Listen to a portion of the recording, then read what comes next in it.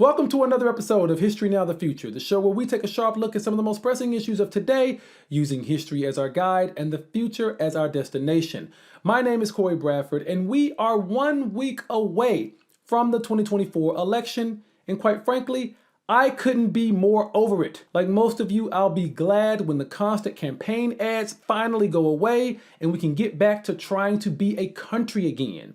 But of course, that reintegration process will depend on who actually wins.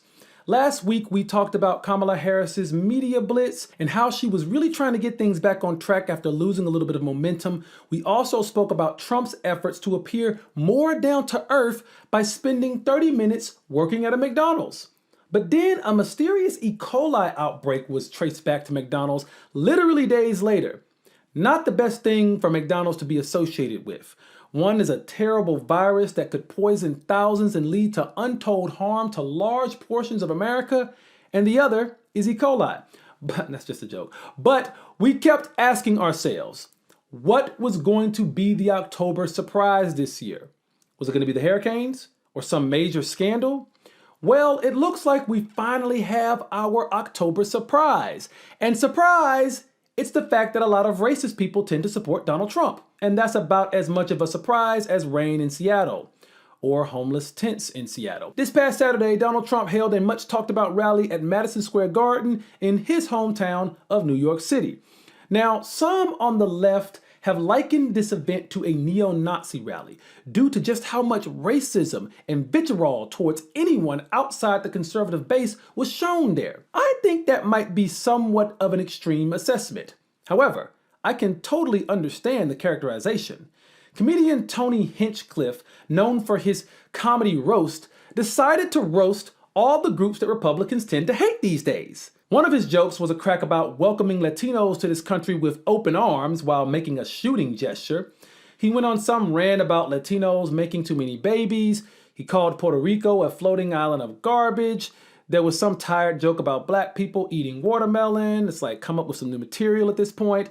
And in his only somewhat clever joke, he said that Travis Kelce might become the next O.J. Simpson, suggesting Taylor Swift should be killed, I guess. Conservative comedy, folks. It's just hate speech and threats dressed up with the excuse of, I was just telling jokes, yo. And somehow, things got worse from there. Tucker Carlson went on some rant about how Democrats are trying to replace white people, a false theory he's been pushing for years that was directly responsible for inspiring a racially motivated mass shooting in Buffalo, New York. And there were even appearances by Hulk Hogan and Dr. Phil. Nothing but the A-list involved here, right? The event was so bad that Donald Trump is trying to distance himself from the comedian's comments, but he pretty much doubled down on everything else we saw there. And if that wasn't enough, a Trump surrogate went on CNN Monday night to try to defend Donald Trump against these accusations of him spreading more bigotry. And that went even worse than the actual rally. I'm not sitting here saying I'm a supporter of the Palestinians, so I'm used to it. Yeah, I hope your beeper doesn't go off. The thing is that you just say I should die? You should not. No, Did you just say I should be killed? No. Yeah, if you didn't catch that, the pager comment was in reference to an Israeli attack on Hezbollah. So I guess all Trump surrogates think all Muslims are terrorists, even when they work for CNN. So what exactly could be the strategy here? Well, one of two things is going on. Either A, Donald Trump isn't authorizing these racist remarks, and this is simply just a reflection of the type of people who tend to support him the most. Or B, this is being done on purpose so that Donald Trump can attract a white supremacist base, because perhaps he believes that it is more important to get their vote than it is to try to court a few additional votes from minority supporters. And of course, there's always a third option. Maybe this comedian and all these surrogates are actually trolling Trump and saying these awful things to make him look bad. It's a possibility, but not a very likely one. All in all, this is the only question I have left for Republicans and conservatives at this point. Why can't we get all of these economic promises without all the racism? Conservatives talk about cutting taxes for the middle class, fighting inflation, lowering gas prices. All of these things are already taking place, by the way. And all of these things will be good for the working class. So why continue to spread division based on race, religion, and culture? I don't get it. See, I think I know why. See, tax policy, fighting inflation, that stuff is boring. Half this country thinks inflation involves basketballs. Most don't understand the inner workings of the government. But racist rants at the garden? Oh, that's the shit that gets the people going. Only problem for Trump is it might get the people on the other side going as well. Going to the polls.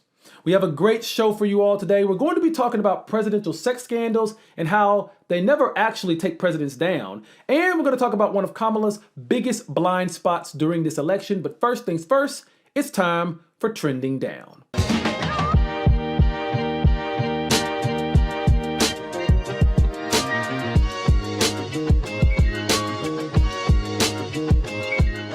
Welcome to Trending Down, a segment where we take a look at some of the more trivial topics floating around the internet in the past week.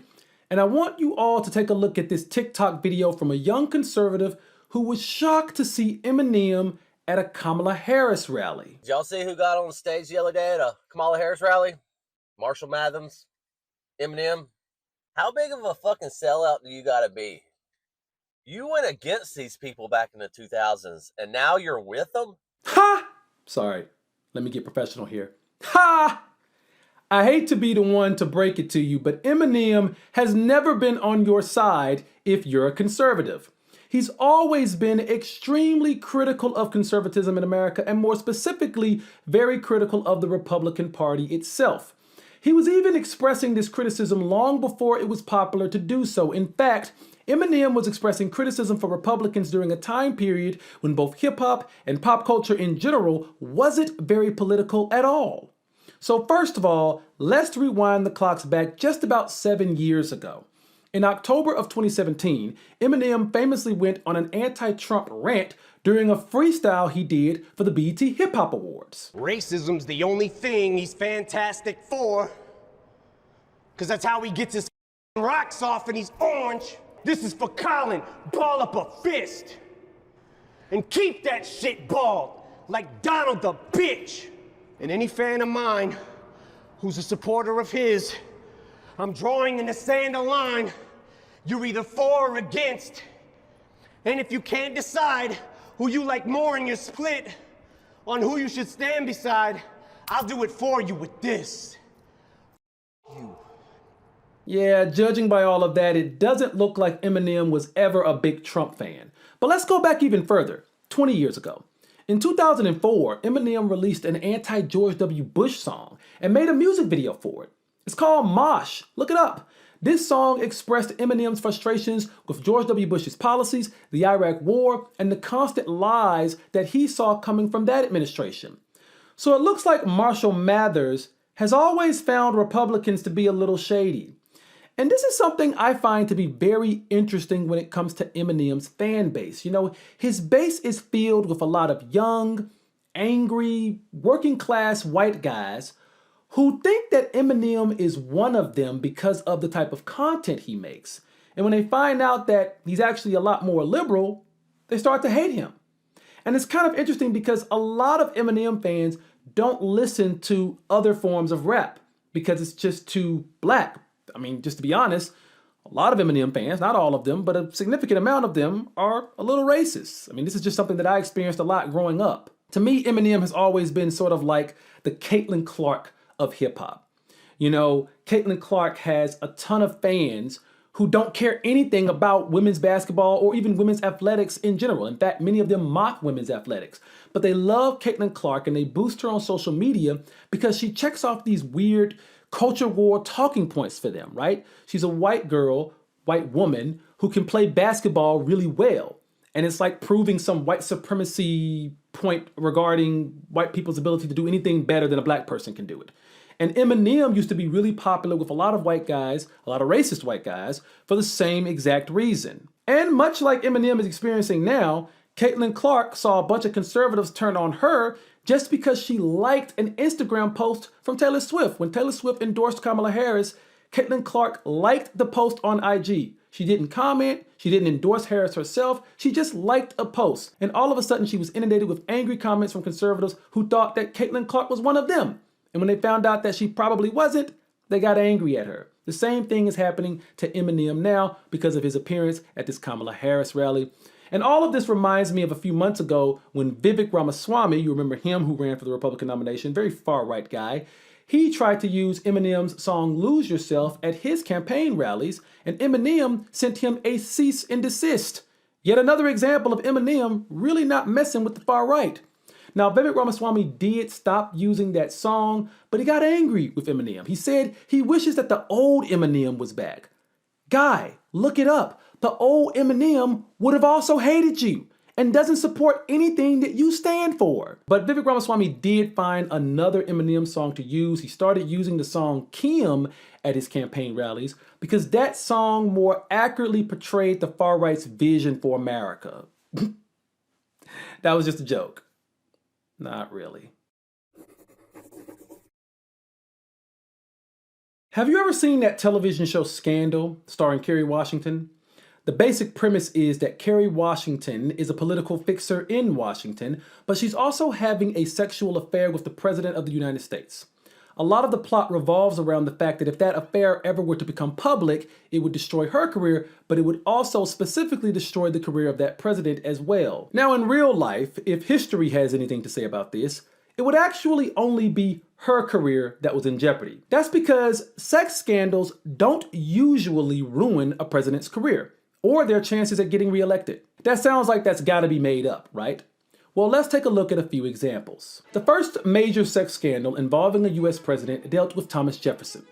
Early in his first term as president, Thomas Jefferson was accused of fathering an illegitimate child with one of his slaves. Jefferson actually inherited these slaves, ironically, from his father-in-law. But Jefferson was a widow by the time he became president. This was actually a major scandal in the early 1800s, and a lot of Jefferson's political enemies tried to use it against him.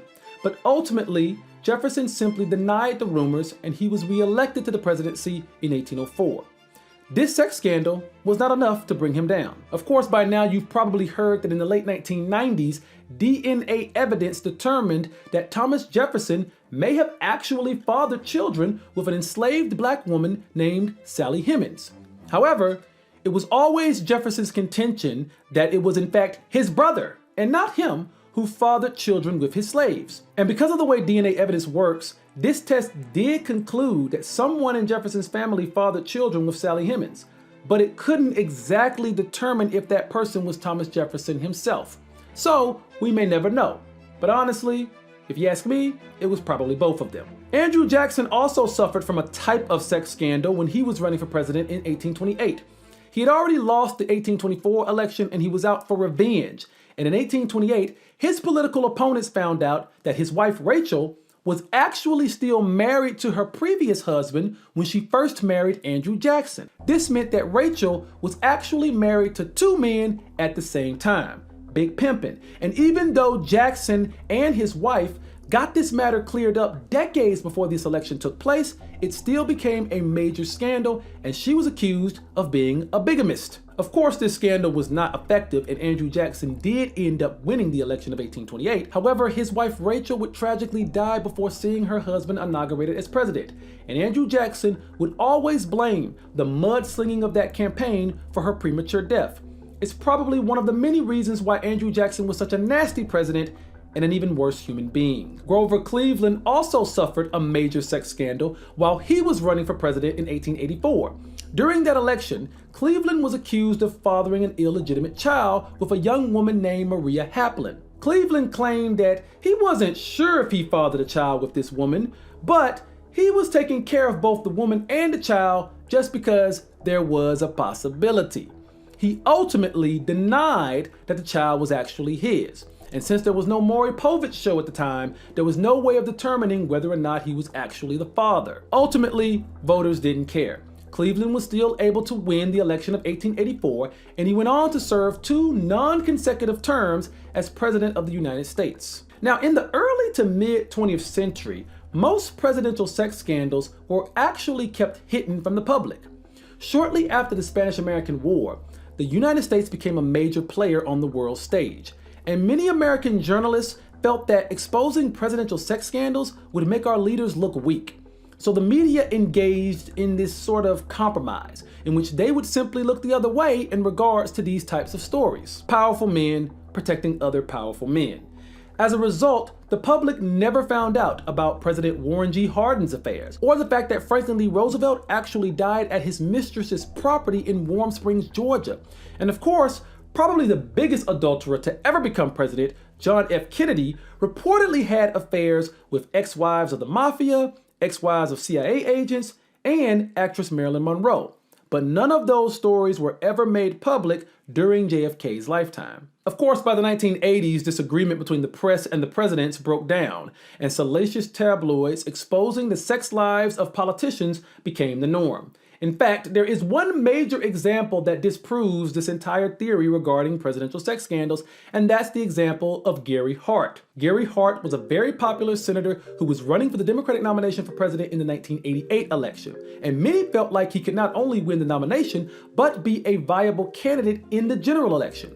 However, his campaign was ruined after revelations about his extramarital affairs came to light. Now, Bill Clinton is probably the president best known for a major sex scandal. His lies regarding said scandal led to him being impeached. But we'll never know whether or not he could have won another election after that. Bill Clinton remained extremely popular after surviving impeachment. He had a very high approval rating in the year 2000, and many thought that if Bill Clinton was constitutionally allowed to run for a third term, he probably would have won. Once again, that shows us that these sex scandals are less of a deal breaker with the voters than we tend to think. And then, of course, there's the most recent example of Donald J. Trump. The scandals involving Trump cheating on his pregnant wife with pornographic actress Stormy Daniels were pretty well known even back in 2016 when Trump first ran for president. Now, back then, we didn't know so much about the hush money involved, although there were rumors about that, but we definitely knew about the affair itself. In fact, Trump never even really denied it. And again, this scandal had no effect on Trump's ability to win a presidential election. So sex scandals are not an effective way of taking down a president. But that's probably because all of these examples involve male politicians having sex scandals. I'm sure if the roles were reversed and a lot of our women politicians were involved in sex scandals, it would destroy their careers a lot quicker. So Kamala Harris, AOC, Tulsa Gabbard, keep it clean. We live in a very sexist country.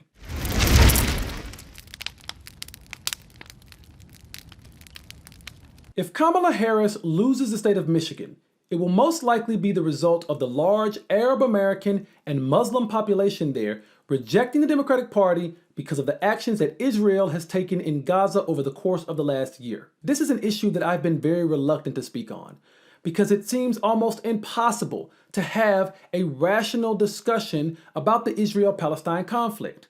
And given the extreme levels of violence involved in that conflict, I can totally understand the irrational mindsets surrounding it. But I also avoid this conversation because it almost inevitably leads to one side engaging in anti-Semitism and another side engaging in Islamophobia. And I don't want to encourage or facilitate either of those hateful ideologies. My stance has always been that I am on the side of civilians. I am on the side of Palestinian civilians who have been under the occupation of Israel for decades now and simply want self-determination and freedom for themselves. And I am on the side of Israeli civilians who have also come under the threat of violence from terror groups like Hamas, and many of those civilians are not responsible for some of the more aggressive and extreme actions of the IDF or Benjamin Netanyahu. All that being said, this past year presented one of the biggest struggles the Democratic Party may ever see when it comes to courting young voters in America. So many of those young people were utterly appalled by the violence they saw incurring in Gaza at the hands of Israel. To be fair, Israel was attacked first by Hamas on October 7th, but Israel's response to that attack was disproportionate to say the least, and could be seen as crimes against humanity to say the most. The civilian casualty rate in Gaza has simply been unacceptable. Now, Kamala Harris, being the vice president and not the actual president, a concept that the Trump campaign can't seem to fully grasp, gave her a unique opportunity. She could have distanced herself from Joe Biden's actions regarding support for Israel, and she could have done so much more to court the support of Muslim voters and Palestinians here in the United States. But instead, she chose to pay meaningless lip service to these groups, claiming to stand for a two-state solution without actually discussing how one would go about achieving such a seemingly impossible dream. And she never really addressed the actual accusations and concerns surrounding the possible genocide that Israel may have been responsible for in Gaza. This has been an incredible blind spot for both Harris and the Democratic Party in general. And next week, when the election takes place, they might finally realize that.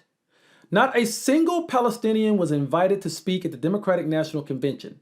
And as far as I know, Kamala Harris has not explicitly or publicly addressed the Palestinian community here in the United States. Meanwhile, as you saw earlier in the show during that disgusting exchange on CNN, Republicans and Trump surrogates continue to define all Palestinians as terrorists, which is the equivalency of saying that all Trump supporters are members of the KKK. I know that's not true, but lately, they've certainly been acting like it. Unfortunately, if you are a Palestinian or a Muslim or an Arab American living in the United States who supports Palestine, you don't really have any logical choices in this election. You could vote for someone like Jill Stein or Dr. Cornel West, but the problem is you'd be effectively throwing your vote away, as neither one of them has a mathematical chance of winning even a single electoral college vote, let alone the actual election. It would be a moral vote with no real-world implications other than it would make Trump more likely to be victorious. But I fully understand the frustration that so many Palestinians and Muslims have with Harris and the Democrats in general. Now, if you're looking at this from a lesser of two evils standpoint, Nikki Haley, who was considered to be a moderate Republican running against Trump, shortly after she lost her primary election against Trump, she was seen near the Israeli-Lebanon border writing, "Finish them" on IDF bombs. Bombs that could likely have been used on civilians. So much for moderation. It seems as if most Republicans continue to reduce all Palestinians to being terrorists. And the Democrats talk about sending humanitarian aid to Palestine while simultaneously arming Israel with more weapons.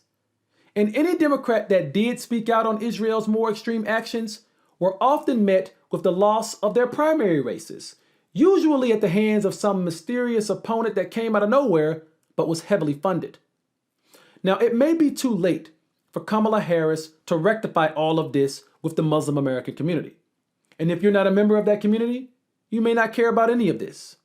But remember, when you reduce an entire group of people to being less than human and become numb to their suffering, you're essentially ensuring that members of that group gain the same level of animosity and indifference towards a group you may belong to. And you can't be shocked, surprised, or confused one day if that suffering starts flowing in the opposite direction. I want to thank you all for watching this week's episode of History Now the Future. This is probably going to be the last episode of this show you see before the election takes place next week. I probably won't do an episode next Tuesday on Election Day because that night I'll be going live on TikTok talking about the election and its results in real time. So go to my TikTok @ThisIsCory to see me there. There's also not going to be a Thursday interview episode this week because we will be preparing for the election next week. So I just want to say to you all, thank you for supporting this show. When you go out to vote next week, make sure you are informed about all of the issues and make sure you stay safe out there at the polls. Obviously, there's going to be, police and security guards. Hopefully, there won't be any problems for anybody at the polls, but you never know. These are crazy times. It's become a very crazy country. So make sure to stay safe. Make sure to treat other people with respect, even if they look like they might be voting for someone different from you. Treat everyone with respect and decency and civility. Let's try to keep this thing peaceful. And we'll see what ends up happening. And don't freak out and overreact if the person that you didn't want to win ends up becoming the president-elect. Because at the end of the day, this is America. This is all of our country. We all have to be members and residents and citizens of this country. We all have to find a way to live together, to work together towards a better future. If we could all just keep that in mind and keep calmer heads, maybe, just maybe, this country will be okay. But I don't know. Hopefully it will. Thank you all for watching the show. Make sure to like this video and subscribe to this channel so you never miss an episode. I'll see you guys next time.